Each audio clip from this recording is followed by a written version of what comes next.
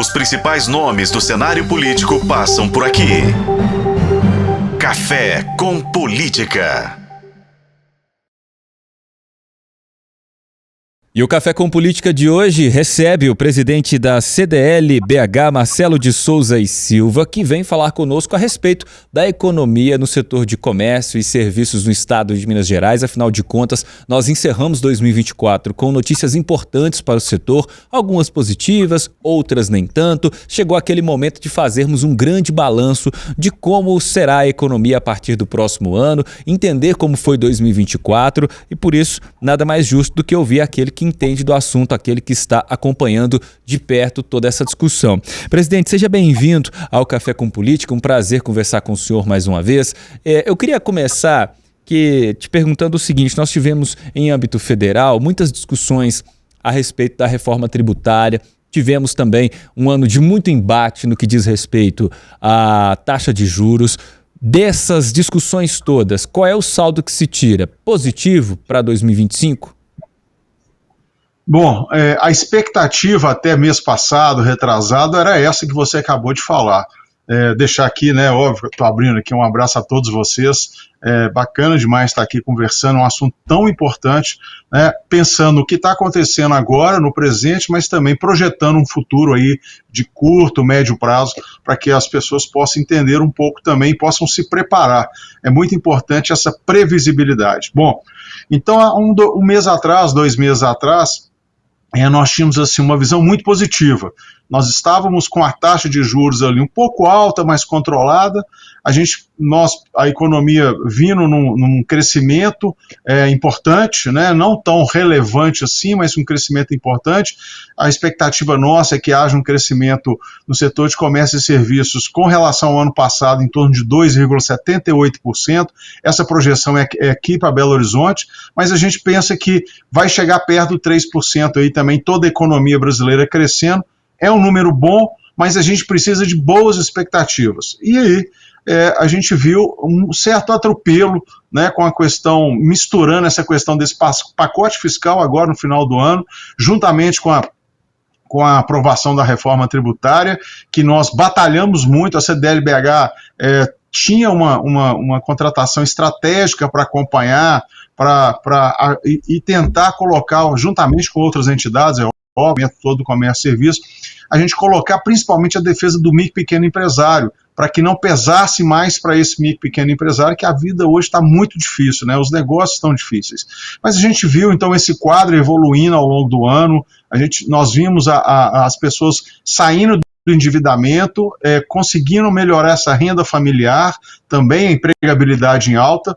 Então, o mercado aquecido, você traz possibilidades de aumento de renda das pessoas, e aconteceu, e até projetamos um super trimestre, né? A CDL noticiou, vocês noticiaram, a CDL colocou isso, o super trimestre, que veio o final do ano aí, Dia das Crianças, a Black Friday e o Natal agora. Nós estamos vendo um movimento muito bom e foi positivo. Eu queria afirmar isso para vocês: o Dia das Crianças ali, professores, foi muito positivo, a Black Friday foi muito positivo, e o Natal está se projetando muito positivo também.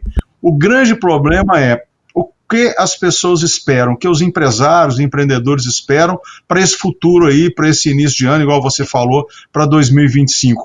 É uma pergunta muito difícil, precisa de muita negociação, muito acompanhamento, muita atuação das entidades de classe, buscando esse caminho cada vez melhor e justo, né, um caminho justo para todos. A gente sabe que o governo precisa arrecadar, mas sabemos também que governos, tanto federal, estadual e municipal, tem que controlar seus gastos, né?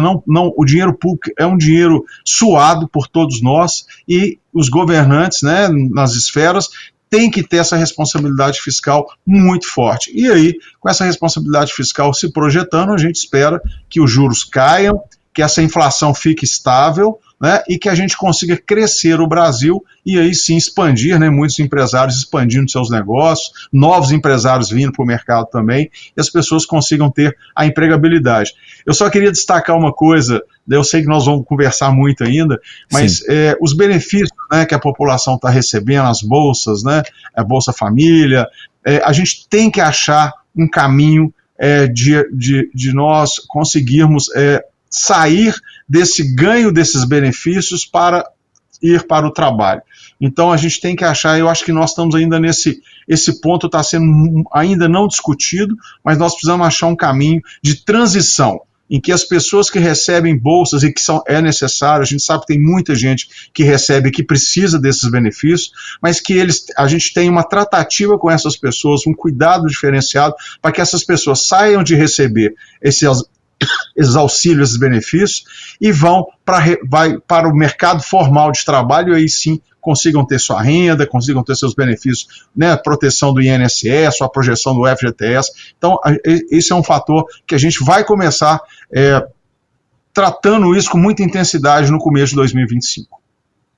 E, presidente, nós temos também uma discussão que vai mexer muito na vida do brasileiro, se ela se concretizar. Eu até não ia tocar nesse assunto agora, mas eu vou dar um salto para a gente sair um pouco do número da economia e falar de outras coisas que deixam também o comerciante, o empresário, principalmente o microempresário, muito preocupado. Surgiu no Brasil o movimento VAT, né? Vida Além do Trabalho, que fala do fim da escala 6x1. E um dos setores que mais está preocupado com essa mudança, se feita de maneira abrupta, se feita sem ouvir os setores envolvidos, sem consultar o setor produtivo, obviamente é o setor do comércio, porque emprega essas pessoas nessa escala, muitas das vezes, né, e que são pequenas empresas. Eu queria que o senhor se manifestasse aqui a respeito desse tema com a gente. A gente sabe que a CDL já publicou seu posicionamento contrário a essa mudança, feita da maneira como está sendo colocada, pelo menos no momento, mas se a gente pode apontar um caminho diferente para discutir esse assunto, porque acho que a discussão do regime de trabalho é inevitável, ela vai acontecer, né? Mas como que deve ser essa discussão? O que o setor produtivo enxerga a respeito da escala 6x1, presidente? Bom, é um pouco do que eu já falei, né? Neste momento, o Brasil, na nossa visão, o Brasil não comporta essa mudança no sentido tão simplista. Né, como você mesmo disse, o que a gente propõe neste momento é que a gente precise avançar mais um pouco, a gente precisa resolver essa questão da empregabilidade.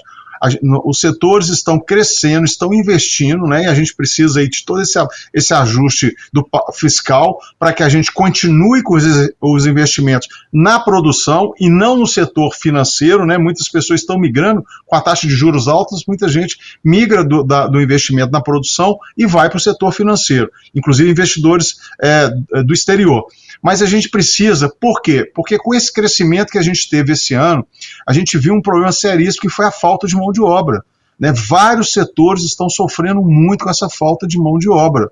E, como eu disse para você, nessa transição, né, das pessoas que estão recebendo os benefícios, os auxílios, para que eles possam ter uma qualificação mínima para terem a sua empregabilidade, para terem a dignidade, né, de receber seu salário e toda a proteção que isso traz, o salário formal, a gente precisa estar com esse ambiente mais seguro. Aí sim, eu acho que cabe a discussão, é uma discussão muito tranquila, o setor empresarial ele não tem problema com isso, o problema é a realidade que estamos vivendo e que nós não projetamos sair dessa realidade tão rápido assim.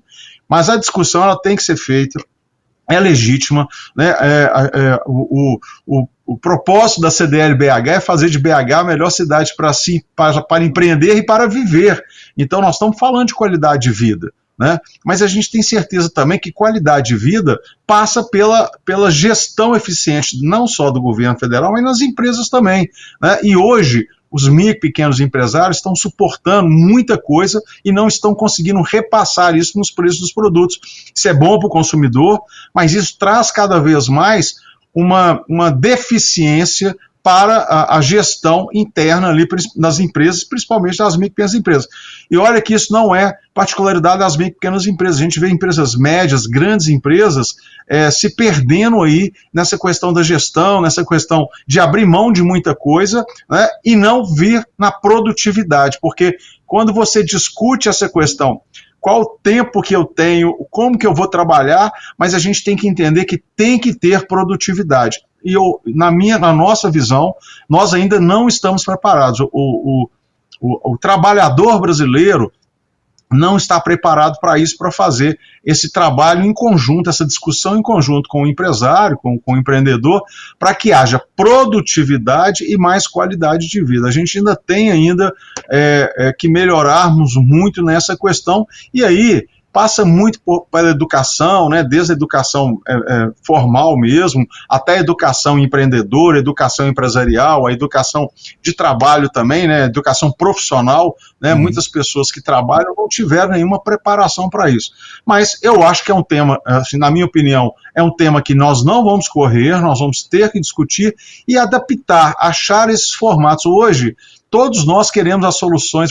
Quando você liga para um lugar pedindo alguma coisa, você quer que chegue em 3 minutos aí para você. É verdade. Né? Você quer que chegue da melhor maneira, você quer que esteja aberto para te atender, você quer sair de casa e você quer, à noite, a gente estava discutindo agora há pouco tempo os restaurantes estavam fechando mais cedo porque não tinha um transporte coletivo adequado para os colaboradores do restaurante. Mas aí chega um monte de consumidores no restaurante querendo utilizar ali do restaurante.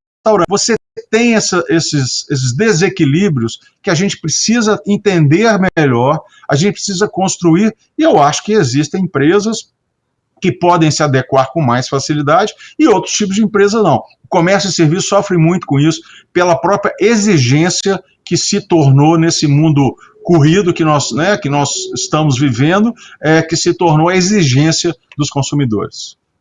E Marcelo, nós temos também uma discussão que acho que é uma das mais urgentes, né, desse campo de prioridades. Talvez a escala 6x1 esteja mais no final da fila do que essa discussão que eu vou dizer agora, e vai na linha daquilo que o senhor comentou inicialmente conosco aqui.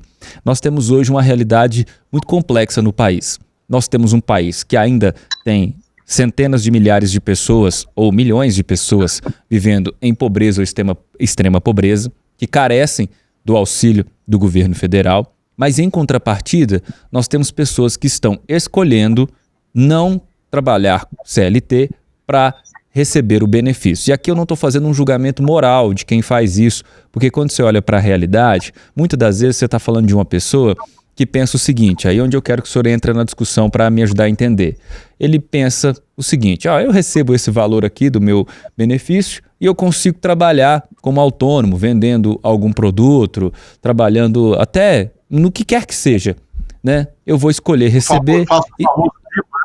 Eu ali faço bico. Exatamente, vai fazendo o bico e vai recebendo o benefício. Por quê? Ele olha para os salários que são ofertados basicamente, né, no setor de serviços, que é onde mais emprega pessoas, isso é uma realidade no Brasil, e os salários não são compatíveis para uma hora de trabalho extensa e muitas das vezes o ganho é pequeno. Na hora de colocar ali na balança, essa pessoa pode fazer esse cálculo, ele é legítimo, inclusive, mas aí nós temos que chegar no ponto que o senhor falou agora há pouco. Como é que a gente tira essa pessoa, que é uma força produtiva? E note, eu não estou dizendo que essas pessoas estão encostadas, que elas não estão fazendo nada, não é isso. Elas não estão lá porque é preguiçoso, que está vivendo às custas do Estado. Até porque, né, gente, sejamos sinceros, viver à custa do Estado por R$600 seria até hipocrisia nossa, né, bater nessa tecla. Mas a gente precisa falar dessa questão do salário, né, presidente? Como é que a gente faz para que o pequeno e médio empresário consiga oferecer um salário de mais qualidade para essas pessoas que são os setores onde mais empregam? O que a gente pode fazer em termos de benefícios fiscais,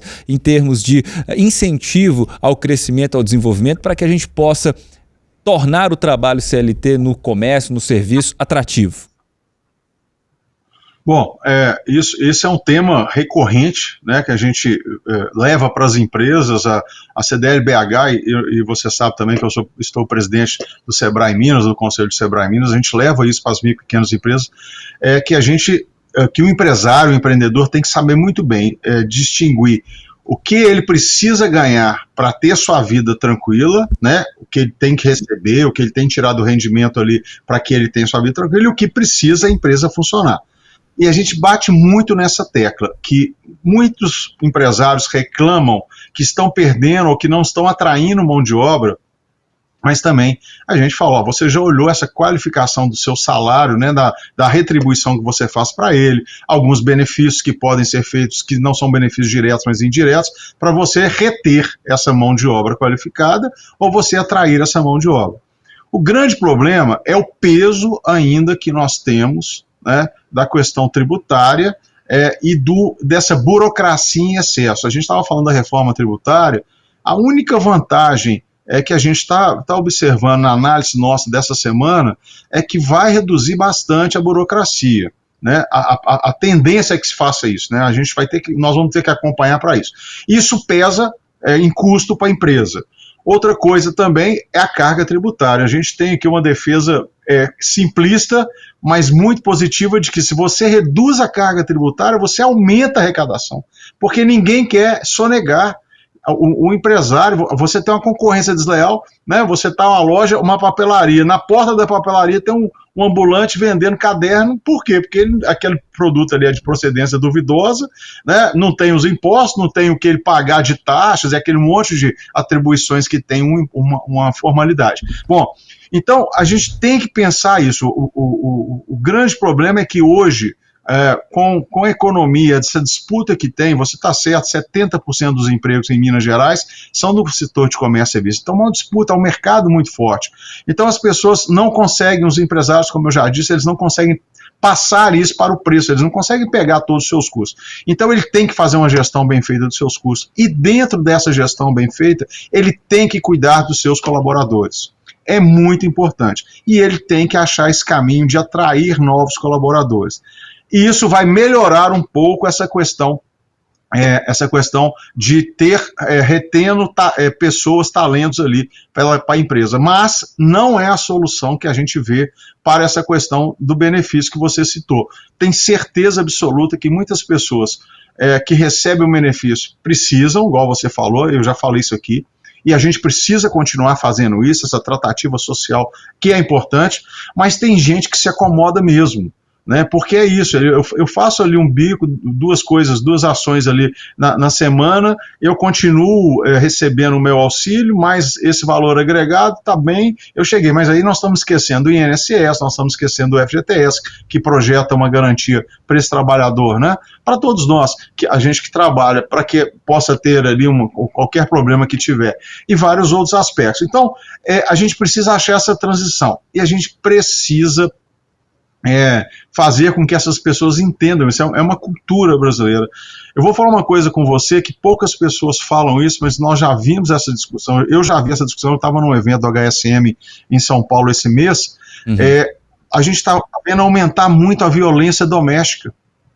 São as pessoas que não saem mais para trabalhar, não têm o compromisso de acordar, vou trabalhar, e aí ficam ali naquela ociosidade, vamos chamar assim, né? Eles ficam numa ociosidade, e acontece muito isso, esses conflitos ali do dia a dia, da convivência, que não é uma convivência boa. Então tem vários aspectos para serem tratados, e é óbvio que eu abri aqui a nossa conversa falando isso, essa transição, a gente sair desse modelo que nós temos dos benefícios para a empregabilidade com qualidade, né?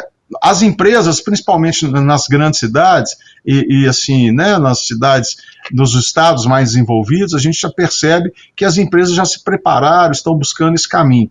Mas a gente ainda vê muito, principalmente interior, Nordeste, Norte de Minas, vamos falar de Minas Gerais, o Norte de Minas, as pessoas chegam, querem trabalhar, e aí, vou te dar um dado, essas pessoas estão trabalhando, mas sem a formalidade da carteira assinada. E muitos empresários estão correndo risco porque precisam daquelas pessoas ali trabalhando, não tem. A gente tem casos de cidades do interior de Minas que todo dia as empresas colocam cartas debaixo das portas falando, estou precisando de gente para trabalhar. As pessoas vão lá e falam assim, com carteira assinada eu não trabalho, porque senão eu vou perder meu benefício.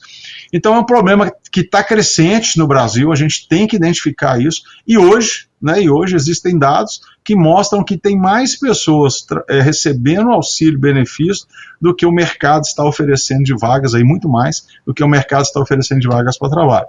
É uma equação que não é fácil, é uma solução que não é tranquila, é um trabalho que tem que ser feito unindo os esforços todos, governo, setor produtivo, representatividade, né, os governos, né, tanto municipal, estadual e federal, mas que a gente precisa ter um carinho especial para que a gente possa trazer essas pessoas para a dignidade, né, as pessoas possam projetar o seu futuro, porque essas pessoas hoje, elas só pensam no hoje e no amanhã, mas elas precisam pensar no próximo mês, precisam pensar no próximo ano, e a gente precisa trazer isso para uma realidade diferenciada.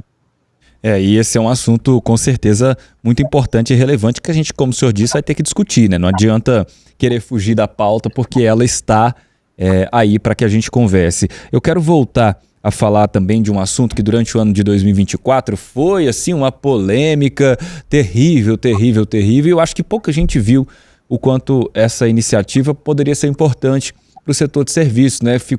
Ganhou-se no Congresso Nacional o apelido de a famosa taxação das blusinhas, né? As compras pela internet. Eu acho até que um pouco desse deboche do tema atrapalhou a discussão.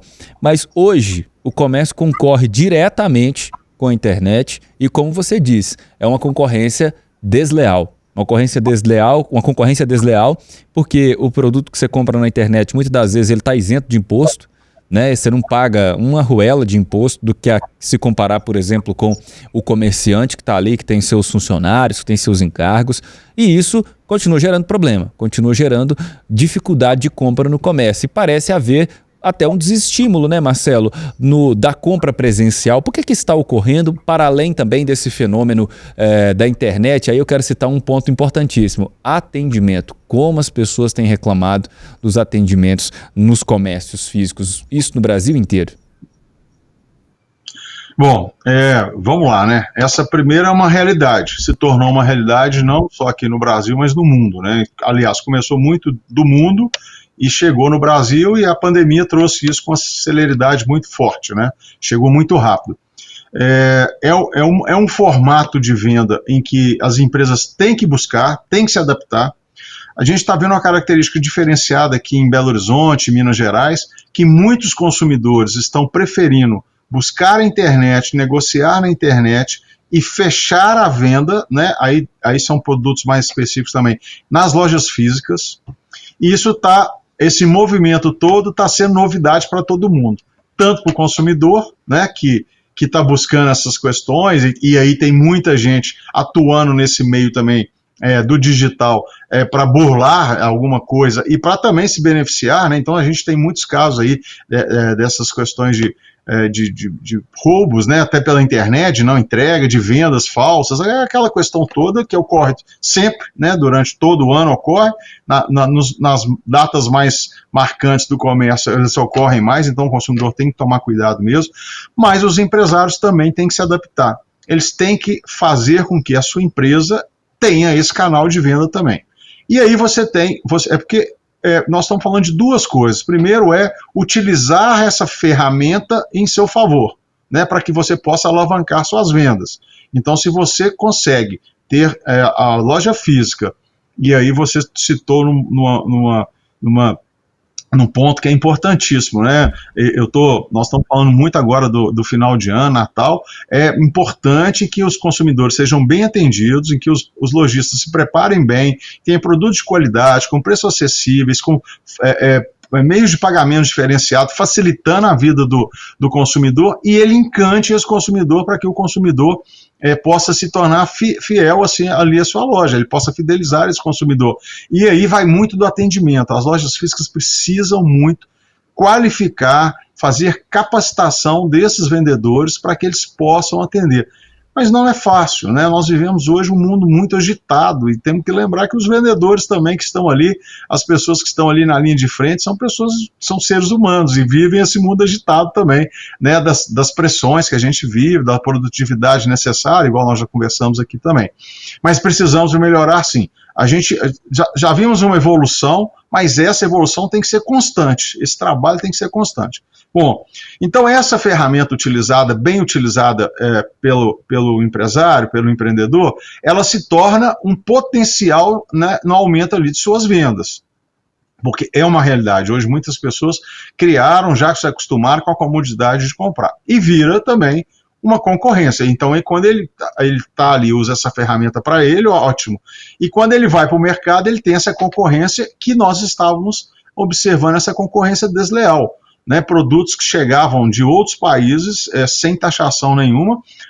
Eu, como empresário, se eu importasse um container, eu tinha que fazer toda uma tratativa burocrática, pagar vários impostos para esse produto chegar aqui. Eu podia comprar um produto a 1 lá, ele chegava para mim a 5, eu tinha que vender aqui, compensando toda essa despesa que eu tive, ou esse custo. a gente estava vendo na internet, né, pela venda digital, esse valor diferenciado, principalmente esses produtos de pequeno valor, pequena monta. E então esse movimento foi feito por vários, né, pelo nosso setor, por várias entidades, para que a gente pudesse ter uma taxação que fosse pelo menos justa, né, que chamasse atenção, e o governo viu essa oportunidade e fez isso.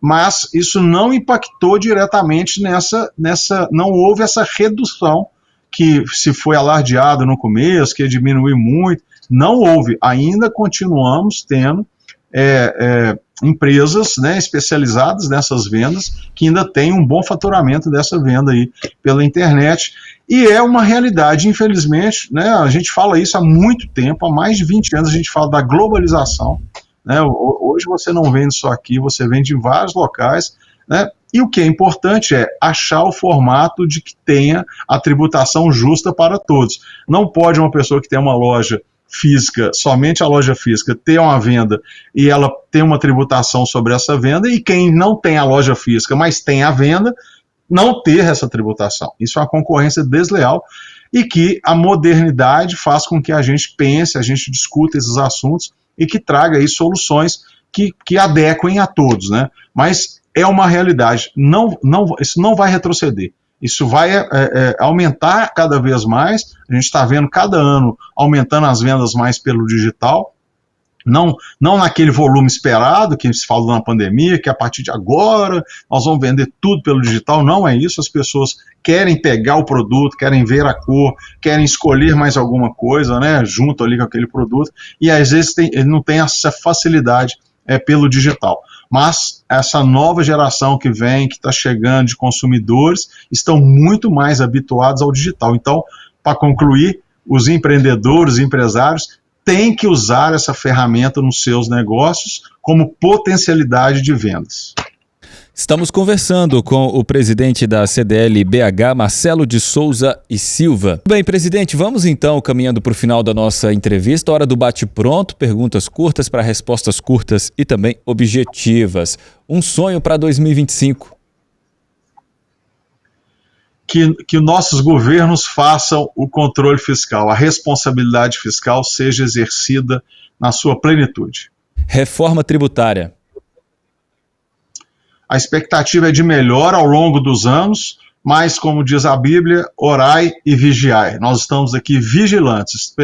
Esperávamos melhores índices, melhores formato, o melhor formato da reforma tributária, mas a gente acha que vamos avançar e vamos vigiar. E, por fim, o fim da escala 6x1. É um assunto que a gente discute muito, temos que discutir, ampliar essa discussão, mas olhar os detalhes, né? Olhar o que o nosso país vive e qual é essa expectativa de trabalho para curto, médio prazo, longo prazo, para que a gente possa se planejar e as pessoas, os empresários possam ter uma previsibilidade de como o seu negócio se adapta a essa escala de trabalho ou não. Conversamos aqui no Café com Política com o presidente da CDL BH, Marcelo de Souza e Silva. Presidente, muito obrigado pela participação e, claro, né, desejamos que o comércio e o setor de serviços se fortaleça ainda mais. Sim, é um setor muito importante, como nós já falamos aqui, empregabilidade, é um setor que arrecada muito, né? Para ter uma ideia, nós estamos com a empregabilidade em alta, o setor de comércio e serviços, principalmente as micro e pequenas empresas, no seu volume, que são responsáveis por isso.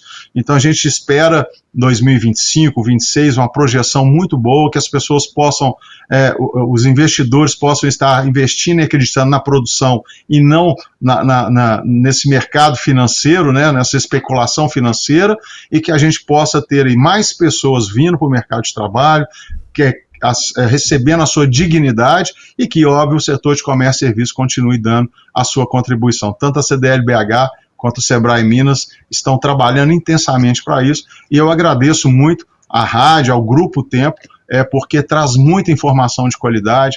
É importantíssimo isso, as pessoas receberem essas informações, abrirem essas discussões para que a gente possa ter um ambiente muito favorável para se empreender e para se viver. Obrigado. Este foi o nosso Café com Política de hoje, conversando com Marcelo de Souza e Silva, presidente da CDL BH.